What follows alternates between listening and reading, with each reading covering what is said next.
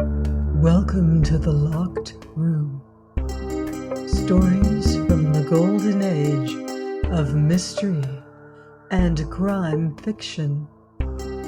I'm Martell, and this is our final story, The Tragedy at Brookbend Cottage by Ernest Bramah.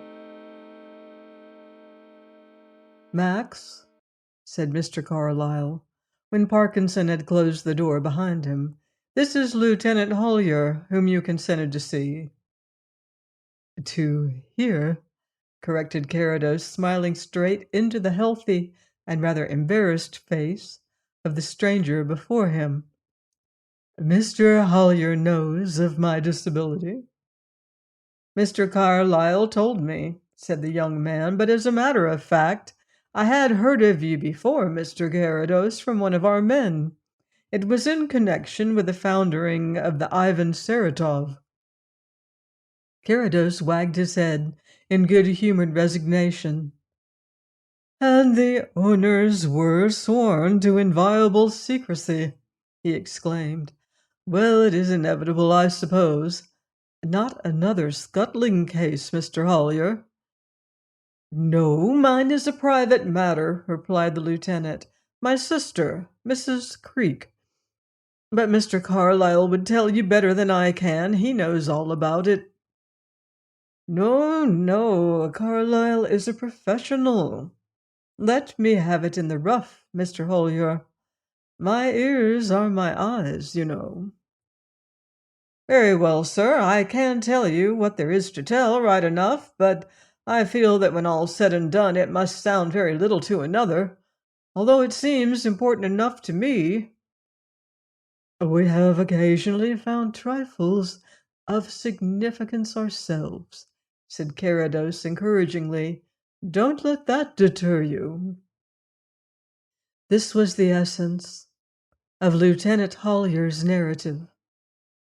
"I have a sister, Millicent, who is married to a man called Creek. She is about 28 now, and he is at least 15 years older. Neither my mother, who has since died, nor I cared very much about Creek. We had nothing particular against him, except perhaps the moderate disparity of age, but none of us appeared to have anything in common. He was a dark, taciturn man, and his moody silence froze up conversation.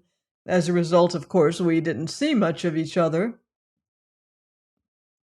"This, you must understand, was 4 or 5 years ago, Max," interposed Mr. Carlyle officiously. Carrados maintained an uncompromising silence.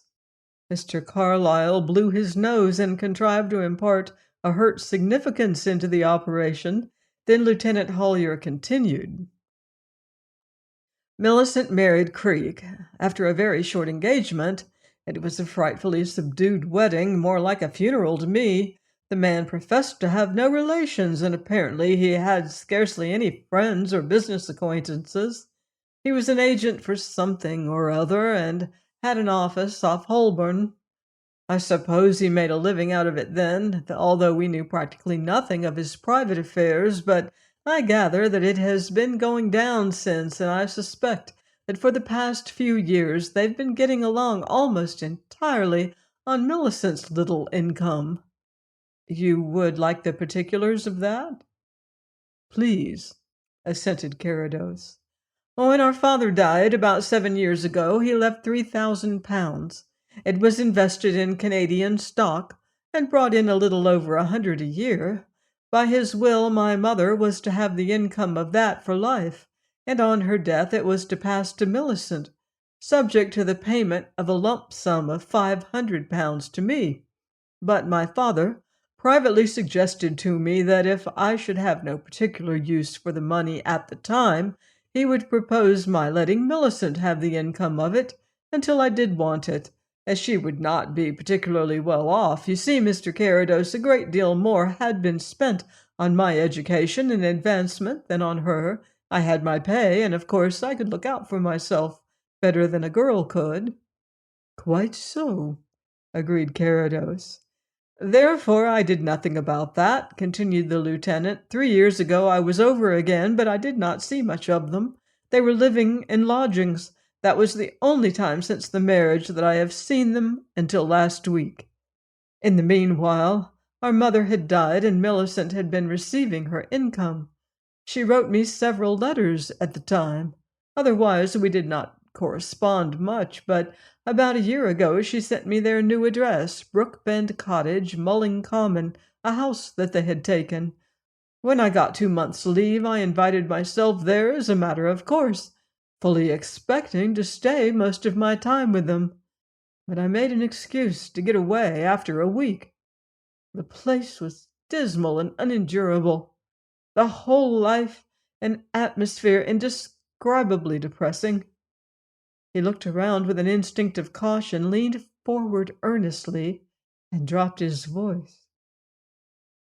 Mr. Carrados, it is my absolute conviction that Creek is only waiting for a favorable opportunity to murder Millicent.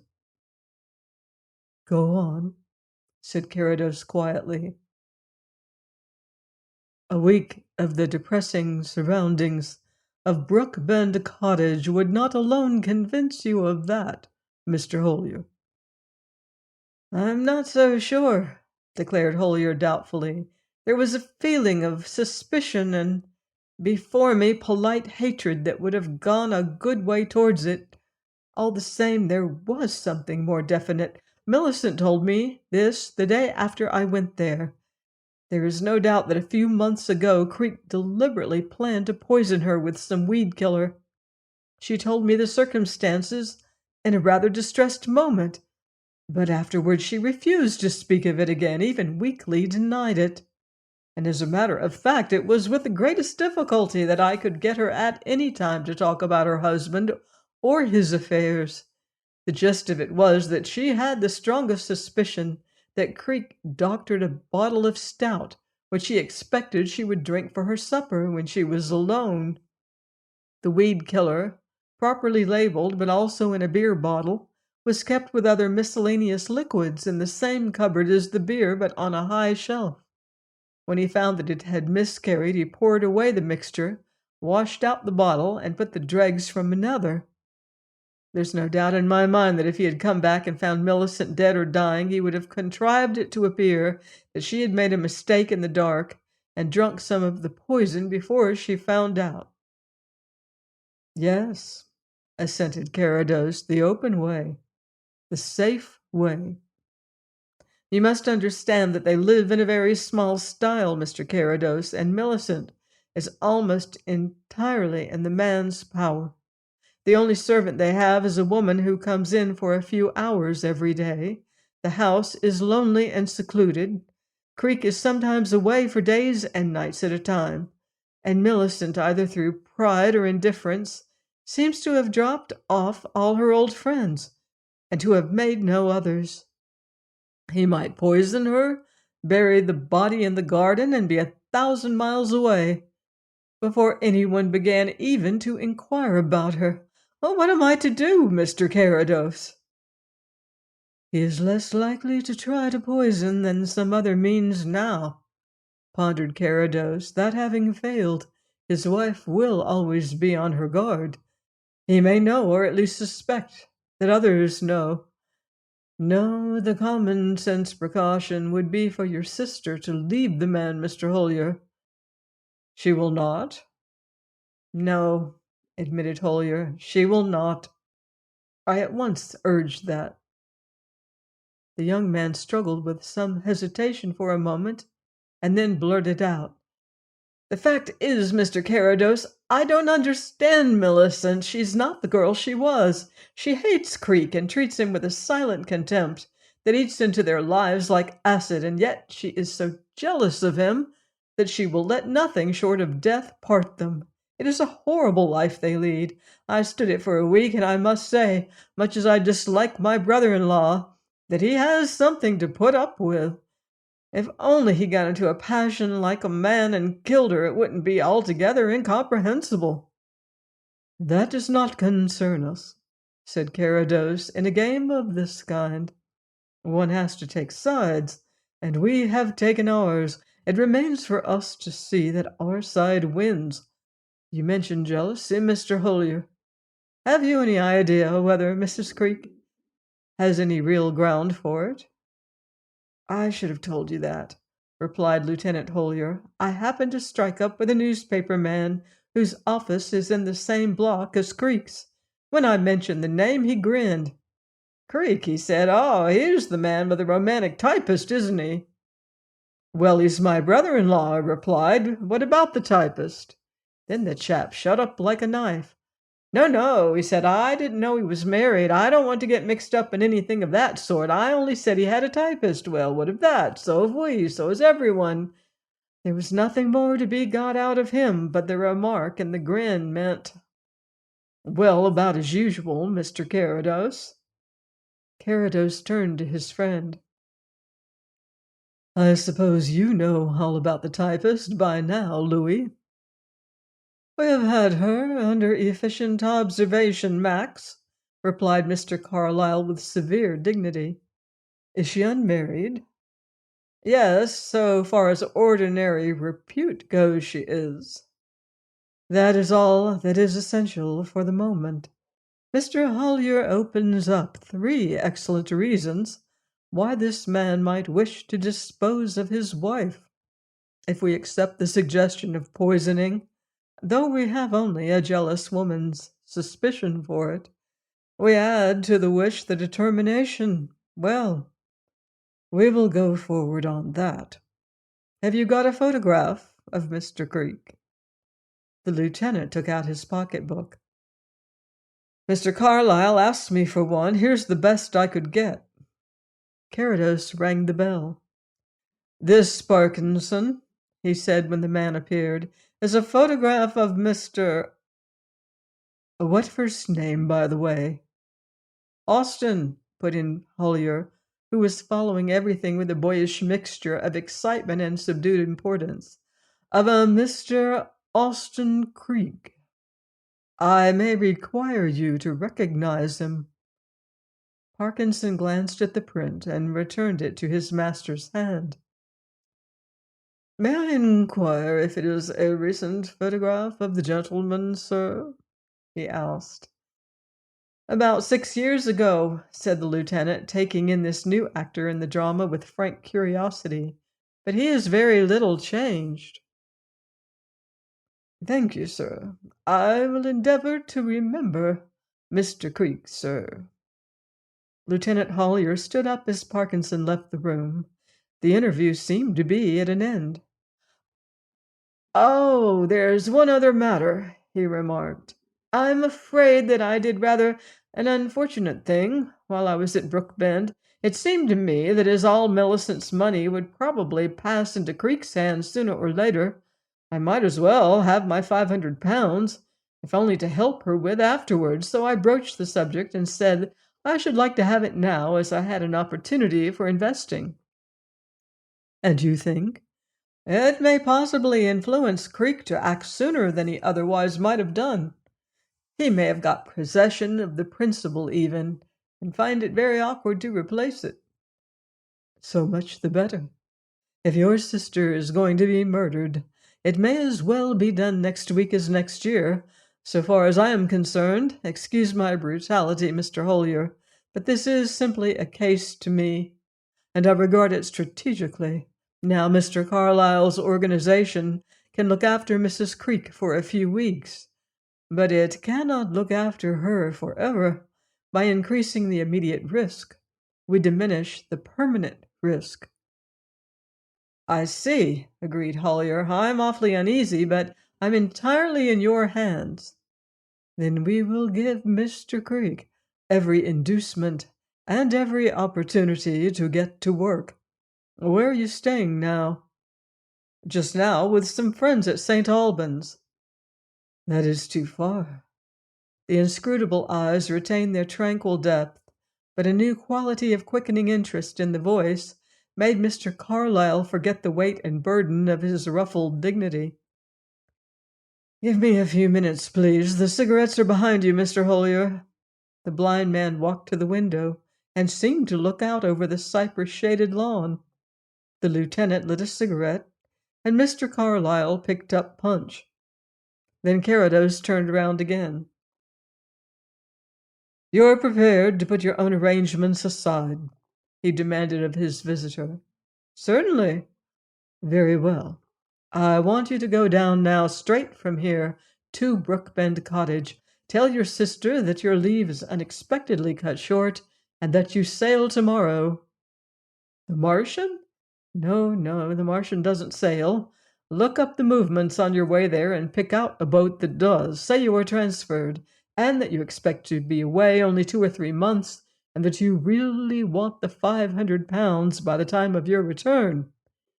Don't stay in the house long, please." "I understand, sir. St. Albans is too far. Make your excuse and get away from there today. Put up somewhere in town where you will be in reach of the telephone. Let Mr. Carlyle and myself know where you are. Keep out of Creek's way. I don't want actually to tie you down to the house, but we may require your services. We will let you know at the first sign of anything doing, and if there is nothing to be done, we must release you." "I don't mind that. Is there nothing more that I can do now?" "Nothing. In going to Mr. Carlyle, you have done the best thing possible. You have put your sister into the care of the shrewdest man in London." Whereat the object of this quite unexpected eulogy, he found himself becoming covered with modest confusion. "Well, Max?" remarked Mr. Carlyle tentatively when they were alone. "Well, Louis?" "Of course it wasn't worth while rubbing it in before young Hollier, but as a matter of fact, every single man carries the life of any other man, only one, mind you, in his hands, do what you will." "Provided he doesn't bungle," acquiesced Carrados. "Quite so. And also that he is absolutely reckless of the consequences." "Of course." "Two rather large provisos. Creek is obviously susceptible to both." "Have you seen him?" "No. As I told you, I put a man on to report his habits in town. Then 2 days ago, as the case seemed to promise some interest, for he certainly is deeply involved with the typist, Max, and the thing might take a sensational turn any time, I went down to Mulling Common myself. Although the house is lonely, it is on the electric tram road. You know the sort of market garden rurality that about a dozen miles out of London offers, alternate bricks and cabbages. It was easy enough to get to know about Creek locally. He mixes with no one there, goes into town at irregular times, but generally every day, and is reputed to be devilish hard to get money out of. Finally, I made the acquaintance of an old fellow who used to do a day's gardening at Brookbend occasionally. He has a cottage and a garden of his own with a greenhouse, and the business cost me the price of a pound of tomatoes." "Was it a profitable investment?" "As tomatoes, yes. As information, no. The old fellow had the fatal disadvantage, from our point of view, of laboring under a grievance. A few weeks ago, Creek told him that he would not require him again, as he was going to do his own gardening in future." "That is something, Louis." "If only Creek was going to poison his wife with hypercymene and bury her, instead of blowing her up with a dynamite cartridge and claiming that it came in among the coal." "True, true. Still—" However, the chatty old soul had a simple explanation for everything that Creek did. Creek was mad. He had even seen him flying a kite in his garden, where it was bound to get wrecked among the trees. A lad of 10 would have known better, he declared, and certainly the kite did get wrecked, for I saw it hanging over the road myself. But that a sane man should spend his time playing with a toy was beyond him." "A good many men have been flying kites of various kinds lately," said Carrados. "Is he interested in aviation?" "I dare say he appears to have some knowledge of scientific subjects. Now, what do you want me to do, Max?" "Will you do it?" "Implicitly, subject to the usual reservations." "Keep your man on Creek in town, and let me have his reports after you have seen them.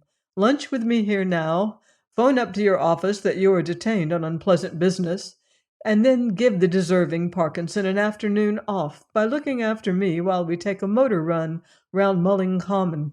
If we have time, we might go on to Brighton, feed at the ship, and come back in the cool." "Admirable and thrice lucky mortal," sighed Mr. Carlyle, his glance wandering round the room. But as it happened, Brighton did not figure in that day's itinerary. It had been Carrados' intention merely to pass Brookbend Cottage on this occasion, relying on his highly developed faculties, aided by Mr. Carlyle's description, to inform him of the surroundings. 100 yards before they reached the house, he had given an order to his chauffeur to drop into the lowest speed, and they were leisurely drawing past when a discovery by Mr. Carlyle modified their plans. "By Jupiter!" that gentleman suddenly exclaimed. "There's a board up, Max. The place is to be let." Carrados picked up the tube again. A couple of sentences passed, and the car stopped by the roadside, a score of paces past the limit of the garden. Mr. Carlyle took out his notebook and wrote down the address of a firm of house agents. "You might raise the bonnet and have a look at the engines, Harris," said Carrados. "We want to be occupied here for a few minutes." "This is sudden. Hollier knew nothing of their leaving," remarked Mr. Carlyle. "Probably not for 3 months yet. All the same, Louis, we will go on to the agents and get a card to view, whether we use it today or not." A thick hedge, in its summer dress, effectively screening the house beyond from public view, lay between the garden and the road. Above the hedge showed an occasional shrub. At the corner nearest to the car a chestnut flourished. The wooden gate, once white, which they had passed, was grimed and rickety. The road itself was still the unpretentious country lane that the advent of the electric car had found it. When Carrados had taken in these details, there seemed little else to notice. He was on the point of giving Harris the order to go on, when his ear caught a trivial sound. "Someone is coming out of the house, Louis," he warned his friend. "It may be Hollier, but he ought to have been gone by this time." "I don't hear anyone," replied the other, but as he spoke, a door banged noisily, and Mr. Carlyle slipped into another seat and ensconced himself behind a copy of the Globe. "Creek himself," he whispered across the car as a man appeared at the gate. "Hollier was right. He's hardly changed. Waiting for a car, I suppose." But a car very soon swung past them from the direction in which Mr. Creek was looking, and it did not interest him. For a minute or two longer, he continued to look expectantly along the road. Then he walked slowly up the drive back to the house. "We will give him 5 or 10 minutes," decided Carrados. "Harris is behaving very naturally." Before even the shorter period had run out, they were repaid. A telegraph boy cycled leisurely along the road and, leaving his machine at the gate, went up to the cottage. Evidently there was no reply, for in less than a minute he was trundling past them back again. Round the bend, an approaching tram clanged its bell noisily, and, quickened by the warning sound, Mr. Creek again appeared, this time with a small portmanteau in his hand. With a backward glance, he hurried on towards the next stopping place, and boarding the car as it slackened down, he was carried out of their knowledge. "Very convenient of Mr. Creek," remarked Carrados with quiet satisfaction. "We will now get the order and go over the house in his absence. It might be useful to have a look at the wire as well." "It might, Max," acquiesced Mr. Carlyle a little dryly. "But if it is, as it probably is, in Creek's pocket, how do you propose to get it?" "By going to the post office, Louis." Quite so. Have you ever tried to see a copy of a telegram addressed to someone else? I don't think I have ever had occasion yet, admitted Carrados. Have you? In one or two cases, I have perhaps been an accessory to the act. It is generally a matter either of extreme delicacy or considerable expenditure. Then, for Hollier's sake, we will hope for the former here. And Mr. Carlyle smiled darkly and hinted that he was content to wait for a friendly revenge. A little later, having left the car at the beginning of the straggling high street, the two men called at the village post office. They had already visited the house agent and obtained an order to view Brookbend Cottage, declining with some difficulty the clerk's persistent offer to accompany them. The reason was soon forthcoming. As a matter of fact, explained the young man, the present tenant is under our notice to leave. Unsatisfactory, eh? Said Carrados encouragingly. He's a corker, admitted the clerk, responding to the friendly tone. 15 months and not a doit of rent have we had. That's why I should have liked. We will make every allowance, replied Carrados. The post office occupied one side of a stationer's shop. It was not without some inward trepidation that Mr. Carlyle found himself committed to the adventure. Carrados, on the other hand, was the personification of bland unconcern. You have just sent a telegram to Brookbend Cottage, he said to the young lady behind the brasswork lattice. We think it may have come inaccurately and should like a repeat. He took out his purse. What is the fee? The request was evidently not a common one. Oh, said the girl uncertainly. Oh, wait a minute, please. She turned to a pile of telegram duplicates behind the desk and ran a doubtful finger along the upper sheets. I think this is all right. You want it repeated? Please. Just a tinge of questioning surprise gave point to the courteous tone. It will be 4 pence. If there is an error, the amount will be refunded. Carrados put down a coin and received his change. Will it take long? He inquired carelessly as he pulled on his glove. You will most likely get it within a quarter of an hour, she replied. Now you've done it, commented Mr. Carlyle as they walked back to their car. How do you propose to get that telegram, Max? Ask for it, was the laconic explanation. And stripping the artifice of any elaboration, he simply asked for it and got it. The car, posted at a convenient bend in the road, gave him a warning note as the telegraph boy approached. Then Carrados took up a convincing attitude with his hand on the gate, while Mr. Carlyle lent himself to the semblance of a departing friend. That was the inevitable impression when the boy rode up. Creek, Brookbend Cottage? Inquired Carrados, holding out his hand, and without a second thought, the boy gave him the envelope and rode away on the assurance that there would be no reply. Some day, my friend, remarked Mr. Carlyle, looking nervously toward the unseen house, your ingenuity will get you into a tight corner. Then my ingenuity must get me out again, was the retort. Let us have our view now. The telegram can wait. An untidy workwoman took their order and left them standing at the door. Presently a lady whom they both knew to be Mrs. Creek appeared. You wish to see over the house? She said in a voice that was utterly devoid of any interest. Then, without waiting for a reply, she turned to the nearest door and threw it open. This is the drawing room, she said, standing aside.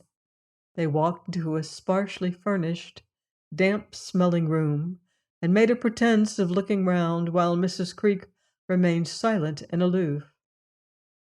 The dining room, she continued, crossing the narrow hall and opening another door. Mr. Carlyle ventured a genial commonplace in the hope of inducing conversation. The result was not encouraging.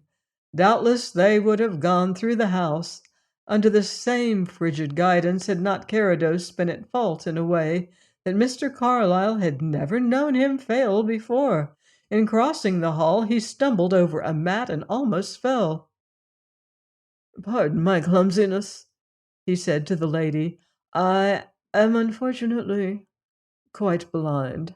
But," he added with a smile, to turn off the mishap, "even a blind man must have a house." The man who had eyes was surprised to see a flood of color rush into Mrs. Creek's face. "Blind!" she exclaimed. "Oh, I beg your pardon. Why did you not tell me? You might have fallen." "I generally manage fairly well," he replied, "but of course in a strange house." She put her hand on his arm very lightly. "You must let me guide you just a little," she said. The house, without being large, was full of passages and inconvenient turnings. Carrados asked an occasional question and found Mrs. Creek quite amiable without effusion. Mr. Carlyle followed them from room to room in the hope, though scarcely the expectation, of learning something that might be useful. "This is the last one. It is the largest bedroom," said their guide. Only two of the upper rooms were fully furnished, and Mr. Carlyle saw at once, as Carrados knew without seeing, that this was the one which the Creeks occupied. "A very pleasant outlook," declared Mr. Carlyle. "Oh, I suppose so," admitted the lady vaguely. The room, in fact, overlooked the leafy garden and the road beyond. It had a French window opening onto a small balcony, and to this, under the strange influence that always attracted him to light, Carrados walked. "I expect that there is a certain amount of repair needed," he said after standing there a moment. "I am afraid there would be," she confessed. "I ask because there is a sheet of metal on the floor here," he continued. "Now that, in an old house, spells dry rot to the wary observer." "My husband said that the rain, which comes in a little under the window, was rotting the boards there," she replied. "He put that down recently. I had not noticed anything myself." It was the first time she had mentioned her husband. Mr. Carlyle pricked up his ears. "Oh, that is a less serious matter," said Carrados. "May I step out onto the balcony?" "Oh, yes, if you like to." Then, as he appeared to be fumbling at the catch, "Let me open it for you." But the window was already open, and Carrados, facing the various points of the compass, took in the bearings. "A sunny, sheltered corner," he remarked. "An ideal spot for a deck chair and a book." She shrugged her shoulders half contemptuously. "I dare say," she replied, "but I never use it."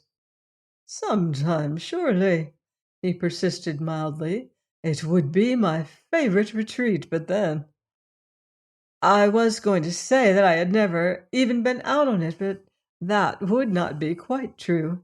It has two uses for me, both equally romantic. I occasionally shake a duster from it, and when my husband returns late without his latchkey, he wakes me up, and I come out here and drop him mine." Further revelation of Mr. Creek's nocturnal habits was cut off, greatly to Mr. Carlyle's annoyance, by a cough of unmistakable significance from the foot of the stairs. They had heard a trade cart drive up to the gate, a knock at the door, and the heavy-footed woman tramp along the hall. "Excuse me a minute, please," said Mrs. Creek. "Louis," said Carrados in a sharp whisper the moment they were alone, "stand against the door." With extreme plausibility, Mr. Carlyle began to admire a picture so situated that while he was there it was impossible to open the door more than a few inches. From that position he observed his confederate go through the curious procedure of kneeling down on the bedroom floor, and for a full minute pressing his ear to the sheet of metal that had already engaged his attention. Then he rose to his feet, nodded, dusted his trousers, and Mr. Carlyle moved to a less equivocal position. "What a beautiful rose tree grows up your balcony," remarked Carrados, stepping into the room as Mrs. Creek returned. "I suppose you are very fond of gardening?" "I detest it," she replied. "But this flower, so carefully trained." "Is it?" she replied. "I think my husband was nailing it up recently." By some strange fatality, Carrados' most aimless remarks seemed to involve the absent Mr. Creek. "Do you care to see the garden?" The garden proved to be extensive and neglected. Behind the house was chiefly orchard. In front, some semblance of order had been kept up. Here it was lawn and shrubbery and the drive they had walked along. Two things interested Carrados: the soil at the foot of the balcony, which he declared on examination to be particularly suitable for roses, and the fine chestnut tree in the corner by the road. As they walked back to the car, Mr. Carlyle lamented that they had learned so little of Creek's movements. "Perhaps the telegram will tell us something," suggested Carrados. "Read it, Louis." Mr. Carlyle cut open the envelope, glanced at the enclosure, and in spite of his disappointment, could not restrain a chuckle. "My poor Max," he explained, "you've put yourself to an amount of ingenious trouble for nothing. Creek is evidently taking a few days' holiday and prudently availed himself of the meteorological office forecast before going. Listen. Immediate prospect for London warm and settled, further outlook cooler but fine. Well, well, I did get a pound of tomatoes for my fourpence." "You certainly scored there, Louis," admitted Carrados with humorous appreciation. "I wonder," he added speculatively, "whether it is Creek's peculiar taste, usually, to spend his week-end holiday in London." "Eh?" exclaimed Mr. Carlyle, looking at the words again. "By gad, that's rum, Max. They go to Weston-super-Mare. Oh, why on earth should he want to know about London?" "I can make a guess, but before we are satisfied, I must come here again. Take another look at that kite, Louis. Are there a few yards of string hanging loose from it?" "Yes, there are." "Rather thick string, unusually thick for the purpose?" "Yes, but how did you know?" As they drove home again, Carrados explained, and Mr. Carlyle sat aghast, saying incredulously, "Good God, Max! Is it possible?" An hour later he was satisfied that it was possible. In reply to his inquiry, someone in his office telephoned him the information that they had left Paddington by the 4:30 for Weston. It was more than a week after his introduction to Carrados that Lieutenant Hollier had a summons to present himself at the turrets again. He found Mr. Carlyle already there, and the two friends awaiting his arrival. "I stayed in all day after hearing from you this morning, Mr. Carrados," he said, shaking hands. "When I got your second message, I was all ready to walk straight out of the house. That's how I did it in the time. I hope everything is all right." "Excellent," replied Carrados. You'd better have something before we start. We probably have a long and perhaps an exciting night before us." "And certainly a wet one," assented the lieutenant. "It was thundering over Mulling Way as I came along." "That is why you are here," said his host. "We are waiting for a certain message before we start. And in the meantime, you may as well understand what we expect to happen. As you saw, there is a thunderstorm coming on. The meteorological office morning forecast predicted it for the whole of London, if the conditions remained. That was why I kept you in readiness. Within an hour, it is now inevitable that we shall experience a deluge. Here and there, damage will be done to trees and buildings. Here and there, a person will probably be struck and killed." "Yes, it is Mr. Creake's intention that his wife should be among the victims." "I don't exactly follow," said Holier, looking from one man to the other. "I quite admit that Creake would be immensely relieved if such a thing did happen, but the chance is surely an absurdly remote one." "Yet, unless we intervene, it is precisely what a coroner's jury will decide has happened. Do you know whether your brother-in-law has any practical knowledge of electricity, Mr. Holier?" "I cannot say. He was so reserved, and we really knew so little of him." "Yet in 1896 an Austin Creake contributed an article on alternating currents to the American Scientific World that would argue a fairly intimate acquaintanceship." "But do you mean that he's going to direct a flash of lightning?" "Only into the minds of the doctor who conducts the post-mortem and the coroner. This storm, the opportunity for which he has been waiting for weeks, is merely the cloak to his act. The weapon which he has planned to use, scarcely less powerful than lightning, but much more tractable, is the high-voltage current of electricity that flows along the tram wire at his gate." "Oh!" exclaimed Lieutenant Holier as the sudden revelation struck him.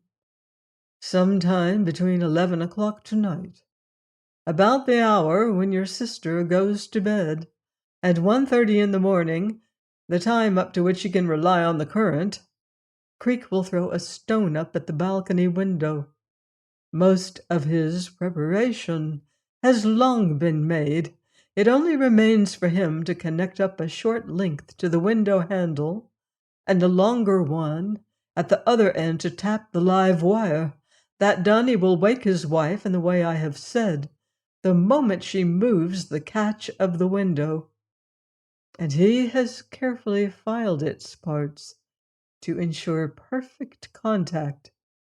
She will be electrocuted as effectually as if she sat in the executioner's chair in Sing Sing prison." "But what are we doing here?" exclaimed Holier, starting to his feet, pale and horrified. "It is past 10 now, and anything may happen." "Quite natural, Mr. Holier," said Carrados reassuringly, "but you need have no anxiety. Creake is being watched. The house is being watched, and your sister is as safe as if she slept tonight in Windsor Castle. Be assured that whatever happens, he will not be allowed to complete his scheme, but it is desirable to let him implicate himself to the fullest limit.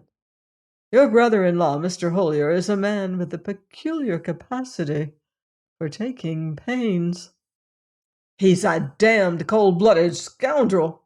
exclaimed the young officer fiercely. "When I think of Millicent 5 years ago—" "Well, for that matter, an enlightened nation has decided that electrocution is the most humane way of removing its superfluous citizens," suggested Carrados mildly. "He is certainly an ingenious-minded gentleman. It is his misfortune that in Mr. Carlyle he was fated to be opposed by an even subtler brain. No, no. Oh, really, Max, protested the embarrassed gentleman. Mr. Holier will be able to judge for himself when I tell him that it was Mr. Carlyle who first drew attention to the significance of the abandoned kite, insisted Carrados firmly. Then, of course, its object became plain to me, as indeed to anyone. For 10 minutes, perhaps, a wire must be carried from the overhead line to the chestnut tree. Creek has everything in his favor, but it is just within possibility that the driver of an inopportune tram might notice the appendage. What of that? Why, for more than a week he has seen a derelict kite with its yards of trailing string hanging in the tree. A very calculating mind, Mr. Holier. It would be interesting to know what line of action Mr. Creek has mapped out for himself afterwards. I expect he has half a dozen artistic little touches up his sleeve. Possibly he would merely singe his wife's hair, burn her feet with a red-hot poker, shiver the glass of the French window, and be content with that to let well alone. You see, lightning is so varied in its effects that whatever he did or did not do would be right. He is in the impregnable position of the body showing all the symptoms of death by lightning shock, and nothing else but lightning to account for it. A dilated eye, heart contracted in systole, bloodless lungs shrunk to a third the normal weight, all the rest of it.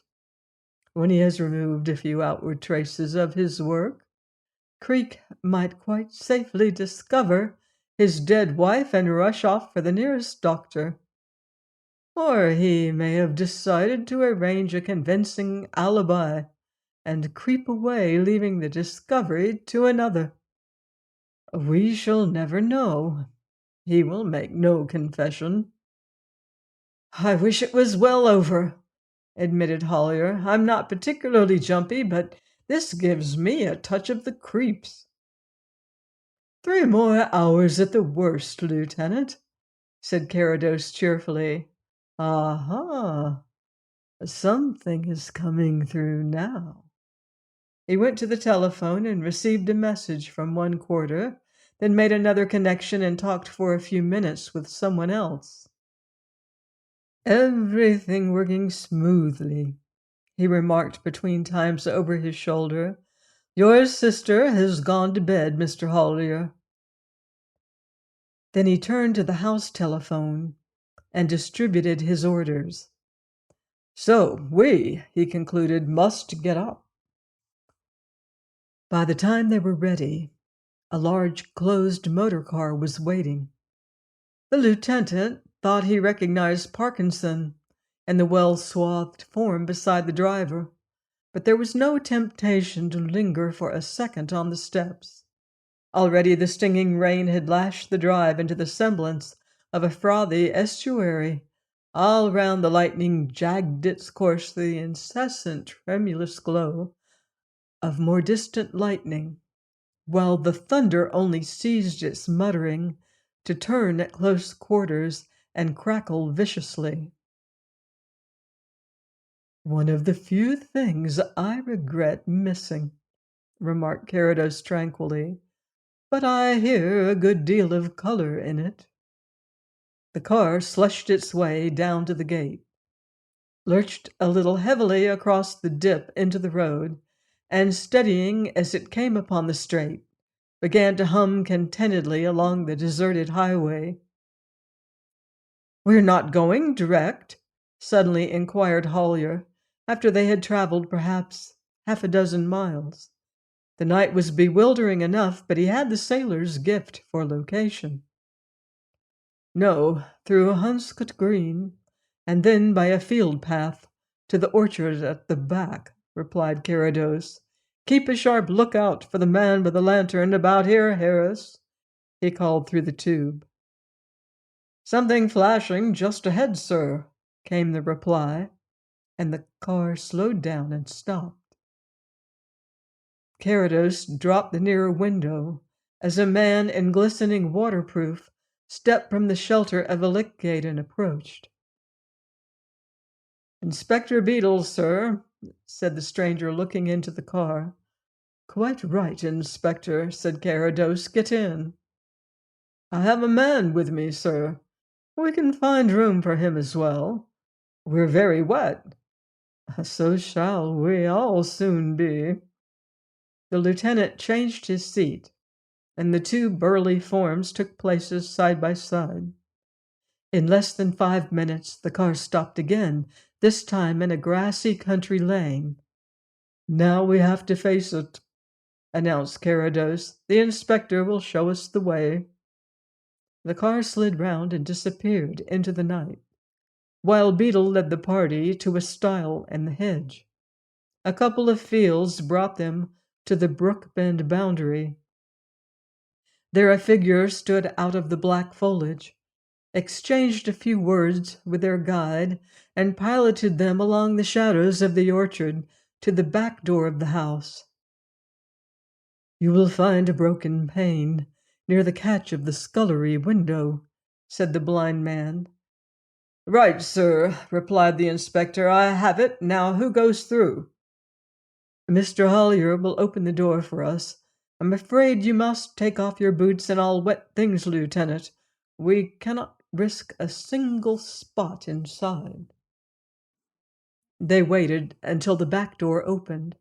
Then each one divested himself in a similar manner and passed into the kitchen, where the remains of a fire still burned.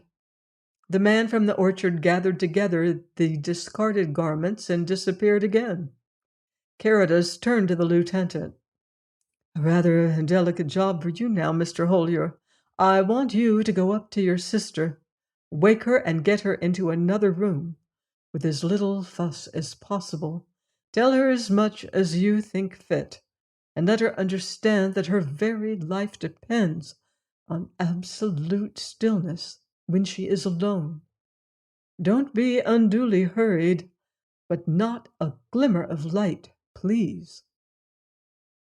10 minutes passed by the measure of the battered old alarm on the dresser shelf before the young man returned. "I've had rather a time of it," he reported with a nervous laugh, "but I think it will be all right now. She is in the spare room." "Then we will take our places. You and Parkinson come with me to the bedroom. Inspector, you have your own arrangements. Mr. Carlyle will be with you." They dispersed silently about the house. Hollier glanced apprehensively at the door of the spare room as they passed it, but within was as quiet as the grave. Their room lay at the other end of the passage. "You may as well take your place in bed now, Hollier," directed Carrados when they were inside and the door closed. "Keep well down among the clothes. Creek has to get up on the balcony, you know, and he will probably peep through the window, but he dare come no farther. Then when he begins to throw up stones, slip on this dressing gown of your sister's, and I'll tell you what to do after." The next 60 minutes drew out into the longest hour that the lieutenant had ever known. Occasionally he heard a whisper pass between the two men who stood behind the window curtains, but he could see nothing. Then Carrados threw a guarded remark in his direction. "He is in the garden now." Something scraped slightly against the outer wall, but the night was full of wilder sounds, and in the house the furniture and the boards creaked and sprung between the yowling of the wind among the chimneys, the rattle of the thunder, and the pelting of the rain. It was a time to quicken the steadiest pulse, and when the crucial moment came, when a pebble suddenly rang against the pane with a sound that the tense waiting magnified into a shivering crash, Hollier leapt from the bed on the instant. "Easy, easy," warned Carrados feelingly. "We will wait for another knock." He passed something across.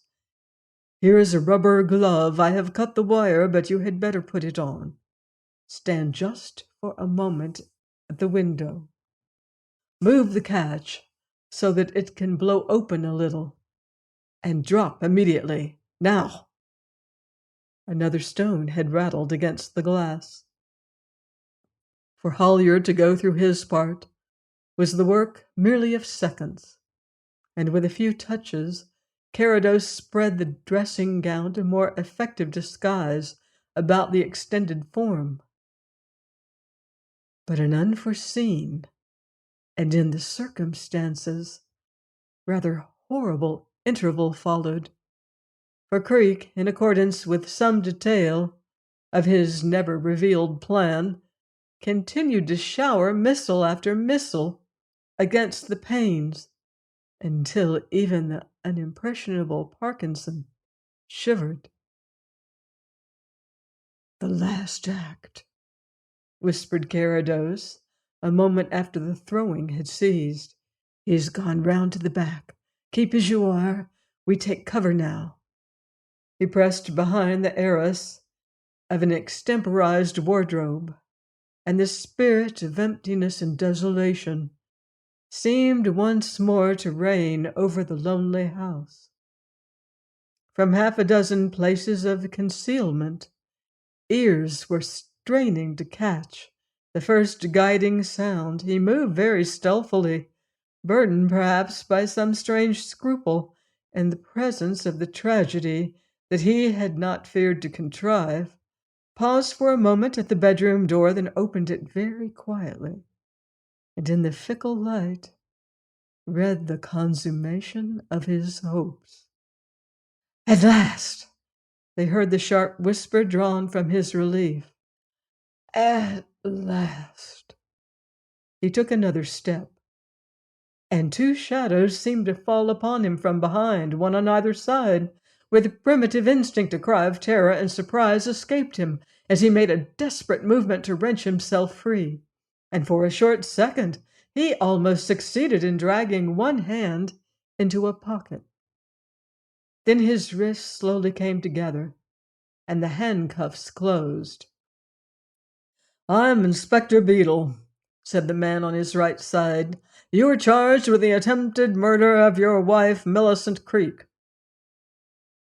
"You are mad," retorted the miserable creature, falling into a desperate calmness. "She's been struck by lightning." "No, you blackguard, she hasn't," wrathfully exclaimed his brother-in-law, jumping up. "Would you like to see her?"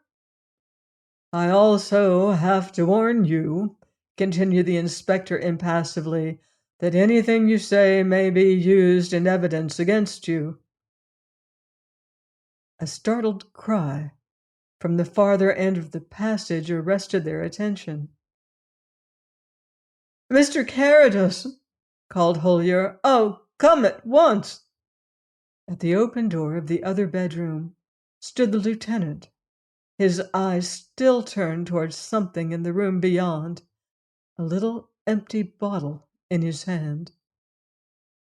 "Dead!" he exclaimed tragically with a sob. "With this beside her. Dead! Just when she would have been free of the brute." The blind man passed into the room, sniffed the air, and laid a gentle hand on the pulseless heart. "Yes," he replied, "that Holier does not always appeal to the woman. Strange to say." I hope you've enjoyed hearing these classic mysteries on The Locked Room. In the meantime, beware of footsteps in the dark.